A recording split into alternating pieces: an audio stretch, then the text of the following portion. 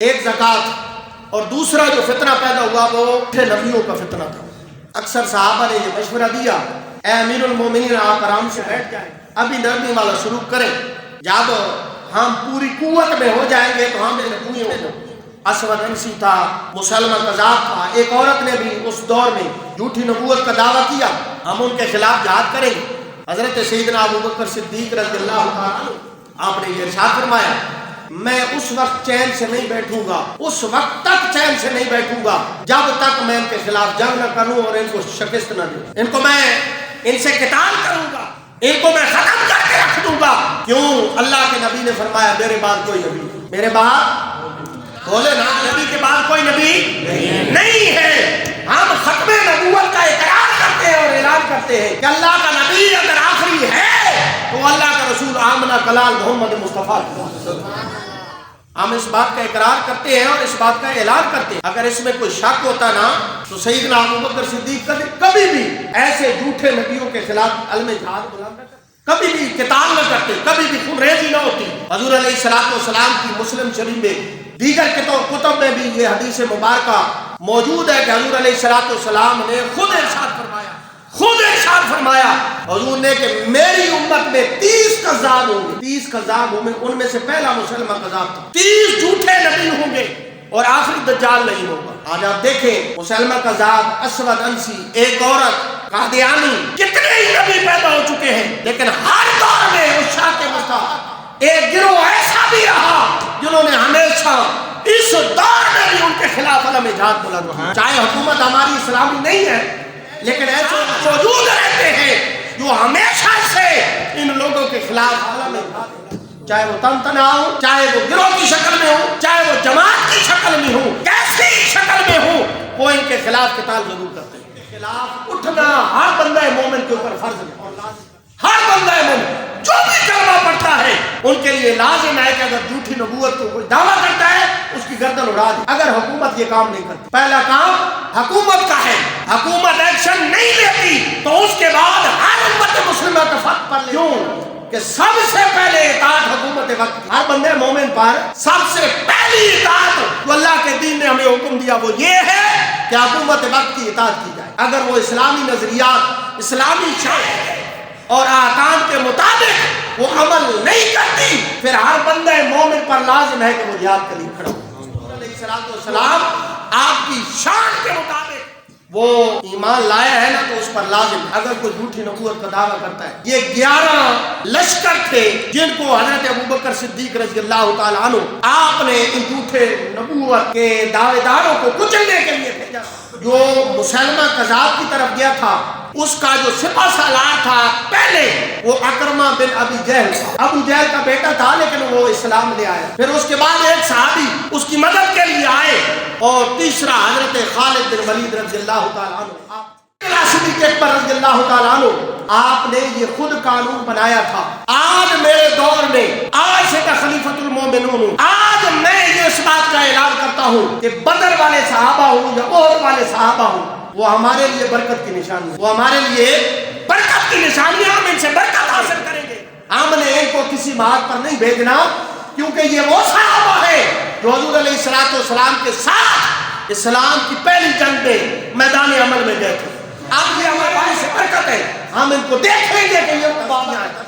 313 صحابہ میں ان کا شمار ہوتا ہے اور یہ 1000 کے مقابلے میں گئے تھے اور اللہ نے فتح عطا کی۔ لیکن جیسے ہی لوگوں نے نبوت کا دعویٰ کیا آپ نے اپنے خود بنائے ہوئے قانون اور اصول کو توڑ، آپ نے یہ کہا اب بدری ہو یا غیر بدری ہو، احد والا ہو یا خندق والا ہو، جو بھی باقی ہے آپ اٹھے، جس نے بھی جھوٹی نبوت کا دعویٰ کیا اس کے خلاف علم جہاد بلند۔ اور جنگ یمامہ یہ جب مسلمہ کذاب کے خلاف لڑی گئی 700 کم از کم حفاظ کرام صحابہ کرام، کتنے؟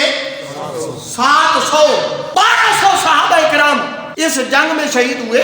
اسلام کی پوری تاریخ اٹھا لے، اسلام کی پوری سیرت کو اٹھا لے تو آپ کو حضور علیہ السلام کے زمانے مبارک 200 یا 300 صحابہ ایسے ملیں گے جو ٹوٹل اس عرصے میں 13 سال مکہ کے 10 سال مدینہ کے اس میں شہید ہوئے، لیکن ایک ختم نبوت کے متعلق جو تھی اس میں 1200 کرام صحابہ صرف ایک جنگ میں. ہمیں تو دین مفت میں مل گیا, ہم بیٹھے ہیں, ہمیں اس چیز کو سوچنے کی ضرورت ہے. ہم اس طرح دھیان نہیں دیتے. ہمارا دھیان روزانہ کی بنیاد پر اپنے معاملات کی طرف. یہ تو مولویوں کا کام ہے, وہ نماز بھی پڑھے, اذانیں بھی دے, دین کے احکام بھی پرچار کرے. ہمیں تو اس چیز کی ضرورت ہی نہیں ہے, بس ہم نے نماز پڑھنی ہے اور کوئی کام نہیں. جو دین کا کام ہے یہ نماز کے بعد شروع ہوتا ہے, یہ ارکان کے بعد شروع ہوتا ہے. نماز تو فرض ہے, روزہ بھی فرض ہے, زکوٰۃ بھی فرض ہے, حج بھی فرض ہے. ان فرائض کو ادا کرنا ہمارے اوپر قرض ہے. قرض ادا کرنے کے بعد اصل کام دین کا بعد میں شروع, اصل کام دین کا بعد میں شروع ہے.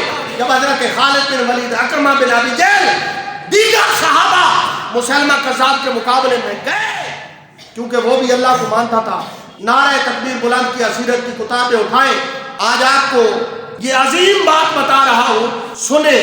حوالہ ضرورت ہو تو میں دوں گا. سیرت کی کوئی بھی کتاب اٹھائے تو آپ کو یہ ضرور ملے گا, جنگ یمامہ میں نعرہ تکبیر بلند ہوتا تھا صحابہ کی طرف سے, دوسرے صحابہ کہتے تھے اللہ اکبر, تو نعرہ تکبیر مسلمہ کذاب کی طرف سے ہوتا تھا, وہ بھی کہتا تھا اللہ. وہ کافر تھے, یہ مسلمان تھے. جب آپس میں یہ سمجھ نہ آئے, اس بات کو سمجھ نہ آئے, تو پھر جنگ یمامہ کو پڑھ لینا, اس سیرت کے واقعے کو دیکھ لینا کہ جب مسلمان پریشان ہوئے کہ ادھر بھی اللہ کا نام لینے والے, ہم بھی اللہ کا نام لینے والے, ہم کیا کریں. تو خالد بن ولید نے ایک تیز رفتار قاصد جناب صدیق اکبر کی بارگاہ میں بھیجا کہ ہم کیسے حل کریں. جناب صدیق نے کہا اب جاؤ اور سپہ سالار کو یہ میرا حکم سنا دو, نعرہ تکبیر کے ساتھ نعرہ رسالت, یہ جنگ یمامہ پڑھے. یہ ہم اس چیز کو بھی کھولنا چاہیے نا کہ یہ صحابہ کا نعرہ ہے. صحابہ نے نعرہ لگایا نعرہ تکبیر, آپ کہیں اللہ اکبر, اونچا کہیں. اور جب نعرہ رسالت صحابہ نے لگایا تو جناب سیدنا صدیق اکبر کا یہ پیغام تھا. آپ نے کیا کہنا ہے, یا محمد یا, آج کہتے ہیں یا رسول اللہ نہیں کہنا چاہیے, یا محمد نہیں کہنا چاہیے. یہ تو صحابہ نے کیا ہے. پھر جا کے صحابہ سے پوچھے آپ نے کیوں لگایا, حضور تو ظاہری زندگی سرس میں تھے. صدیق اکبر نے یہ پیغام کیوں دیا, پڑھے جنگ یمامہ کو, اس بات کو کیوں چھپایا جاتا ہے, اس بات کو کیوں نہیں سرے عام بیان کیا جاتا کہ صحابہ نے یہ نعرہ لگایا یا محمد آ, اور سیدنا صدیق اکبر کا حکم تھا. آج اگر کوئی یا رسول اللہ یا محمد کا نعرہ لگا دے, اس پہ کفر کے فتوے لگ جاتے ہیں. یہ تو کافر ہو گیا, یہ مشرک ہو گیا, یہ بدعت ہو گیا. لیکن آپ سوچیں پھر یہ کفر کا فتویٰ ہمارے اوپر نہیں آئے گا, ان کے اوپر نہیں آئے گا جو یا رسول اللہ کا نعرہ لگاتے, یہ بہت پیچھے جائے گا, یہ تو پھر صحابہ پہ جائے گا. تو حضور نے فرمایا میرے صحابہ ستاروں کی مانند ہیں, ان میں سے کسی کی تم ان میں سے کسی کی بھی اطاعت اور پیروی کرو, پھر کیا ہوگا, تم ہدایت پا جاؤ گے, تم کیا ہدایت پا جاؤ گے. اب اگر صحابہ کے عمل پر عمل کیا ہے تو ہم ہدایت والے ہیں یا مشرک ہیں؟ ہدایت والے ہیں نا. حوالہ میں دکھانے کو تیار ہوں. جنگ یمامہ پہ جس بھی سیرت نگار نے قلم اٹھایا اس نے یہ واقعہ نقل کیا ہے کہ صحابہ نے یا محمد کا نعرہ لگایا تھا. اور کیوں لگا تھا, کیونکہ لوگ حضور کی نبوت کے انکاری ہو چکے تھے, حضور کی نبوت کے ہو چکے تھے. تو محمد کا بھی نعرہ لگ سکتا تھا کہ ہم محمد نبی ہونا, لیکن صحابہ نے لگایا نہیں. اگر حضور ظاہری مثال کر گئے ہیں, ظاہری حیات طیبہ سے سفر اختیار کر چکے ہیں, تو کیا ہوا, ہمارے نبی تو آج بھی زندہ ہے, آج بھی زندہ ہے. اور ہم نے یا محمد کا نعرہ لگایا تو وہ ہماری قیامت بھی کریں گے, مدد بھی کریں گے. اس لیے ختم نبوت کا معاملہ ہو یا زکوٰۃ کا معاملہ ہو, جناب سیدنا صدیق اکبر کے کردار کو اٹھائیں. آپ کو یہ باتیں نہیں, اور ہمیں سننی بھی چاہیے, سمجھنی بھی چاہیے.